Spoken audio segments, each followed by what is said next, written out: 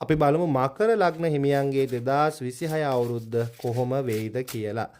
මකර ලග්න හිමියන්ගේ 2026 අවුරුද්ද කොහොම වෙයිද කියලා අපි බලමු.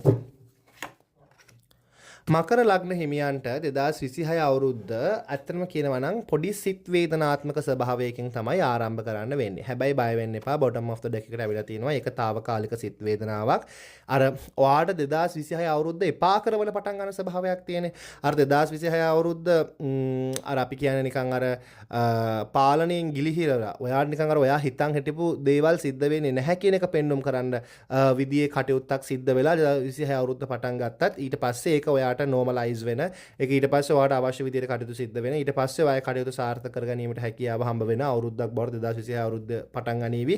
අර ඔයාට 2026 අවුරුද්ද පටන් ගන්නෙම පාඩමක් උගන්වලා.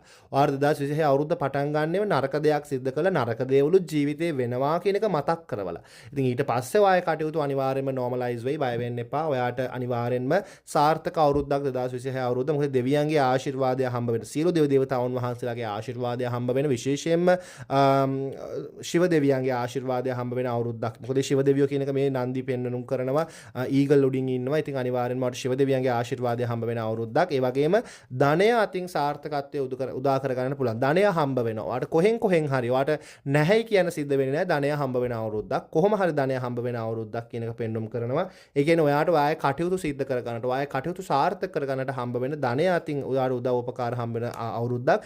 ඔයා විශේෂයෙන්ම අනිත් හැම දෙයක්ම අතහැරලා ධනයට වෙහෙස මහන්සි වෙන ස්වභාවයක්. ධනය උපයා ගන්නට වෙහෙස මහන්සි වෙන ස්වභාවයක්. ධනය ලබා ගන්නට අවශ්‍ය කරන දේවල් ඔයා සිද්ධ කර ගන්න ස්වභාවයක්. ජීවිතේට ධනය අවශ්‍යයි. ධනය තිබ්බොත් හැමදේම ලැබෙනවා කියන සිතුවිල්ලෙන් කටයුතු සිද්ධ කරන අවුරුද්දක් බවට 2026 අවුරුද්දපත් වේවි. ඒ වගේම තමයි ඔයාට මුලදින් සිත් නරක දෙයක් සිද්ධ වුණත් විශ්වය විසින් හොඳ දෙයක් ඔයාට 2026 අවුරුද්දේදී ලබා දෙනවා කියන එක පෙන්눔 කරනවා. ඒ කියන්නේ ඔයාට අනිවාර්යයෙන්ම 2026 අවුරුද්දේදී හොඳ දේකුත් ලැබෙනවා. ඉතින් පටන් ගද්දි නරක වෙන්න පුළුවන්. ඉතින් කාටත් හැමනේ හොඳ වෙලාවම පටන් ගන්නෙ නැහැනේ.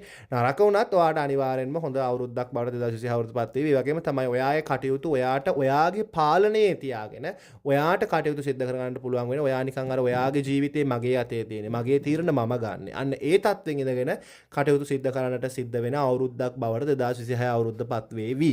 ඉතින් ඇත්තටම කියනවා නම් ඔයාට හොඳ කාර්ජුත් ආව නරක කාර්ජුත් ආවා ගොඩක්ම ආවේ හොඳ කාර්ජ්. හැබැයි ඔයාට අනිවාර්යෙන්ම ඔයාගේ ජීවිතයේ ඔයාට සාර්ථකත්වය විශේෂයෙන්ම ධනය අතින් සාර්ථකත්වය උදා කර ගන්නට පුළුවන් අවුරුද්දක් බවට පත් වේවි කියලා කියනවා.